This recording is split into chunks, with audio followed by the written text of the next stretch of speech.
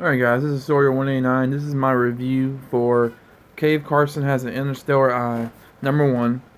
So, Cave Carson is if you guys don't really know the background, he is a little known character that way back in the Silver Age of comics, he was one of those kind of Suicide Squad, Challenge of the Unknown era type of characters in a time when superhero comics were not doing as well, and it was comic books were more focused on like Avenger comics and exploration comics. So you had all these different characters. You had Blackhawks, Sea Devils, Cave Carson, Suicide Squad, the original Suicide Squad, not the one we all know and love today.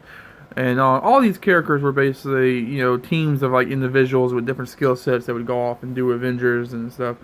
Cave Carson was one of those stories. It was about a group of people led by Cave Carson who like went underground, exploring different underground like environments and civilizations and monsters and stuff like that.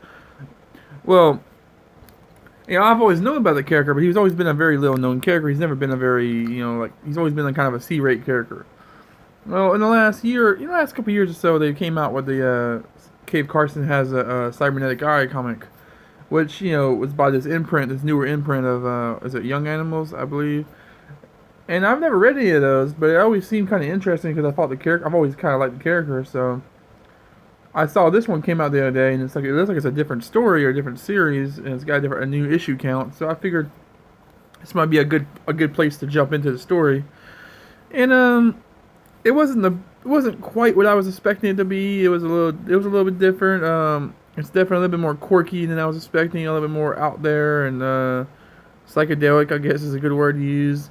Which the biggest thing I didn't like was the art. I'm just really not a fan of the art of this book. It just, like I said, it's very psychedelic, very trippy at times, very cartoony, and not really a whole lot of detail. The character bodies look funny. Like as you can see here, Cave Carson just looks weird. He looks very weirdly proportionate. Like he's not very.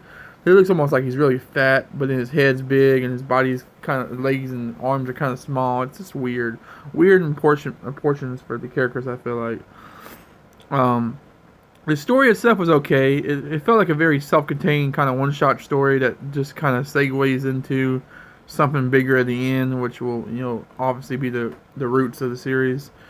It was a fun issue though. I mean, the story-wise is mostly just setting up the characters, telling us what these characters are like, what their motivations are, giving them a little bit of info, and then throwing them into a story.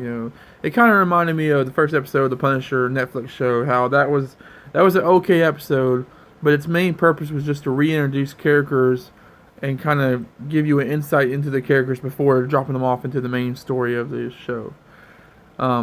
So with that being said, the story is basically about Cave Carson and his daughter and one of his friends. That's apparently a alternate reality version of a friend that they lost, which I'm assuming that was covered in the other series.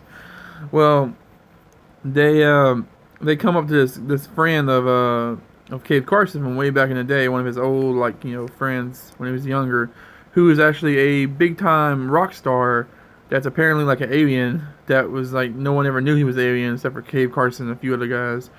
And he's kind of a very eccentric recluse kind of rock star. He lives in an underground palace controlled by robots.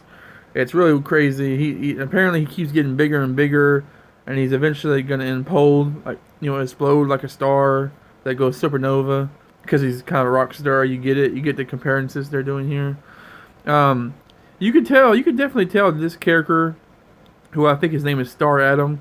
You could definitely tell that Star Adam is like a kind of like a supposed to be a David Bowie kind of character. They get inspiration from that. Well, basically the story is that he's dying. He knows he's dying. He wants to go on one last tour with Cave Carson. And so Cave Carson and his daughter, and they all go on this ship together, but then he ends up blowing up, and so they have to like drop him off, and they have to escape the explosion. And it's kind of a cool send off for the character. But during the explosion, they go off course, and Carson, the daughter or whatever, falls out of the ship, and Carson has to basically use his cybernetic eye, or his interstellar eye, I guess, in this issue, to that can open pocket dimensions. So they open one and quickly jump into it. They don't really know where they land, But as you can see in this panel, it looks like they've landed in a place that looks like there's a Batmobile in the picture. I know that's what that is. I'm just not sure if that's where they're at. And there's a shadowy figure pops up behind them, and as Cave Carson turns around, that's when the issue ends. So that kind of gets me excited. That's like, ooh, what are they gonna run into? Because this isn't like part of the normal DC continuity.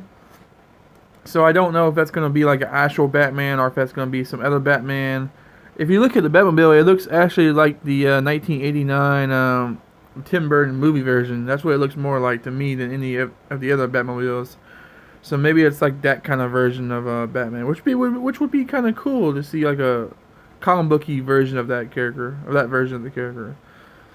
But yeah, overall, I didn't like the art very much at all. It was kind of just whatever. And I've said before that art doesn't really dictate a book for me. I did like the story, and I did like the characters kind of concept. It kind of had a very Johnny Quest kind of feel, or Venture Brothers feel. So overall, I like this book. I would give it about a 3.5. You know, probably a 4. Definitely check it out if you're into this kind of wacky offbeat stuff.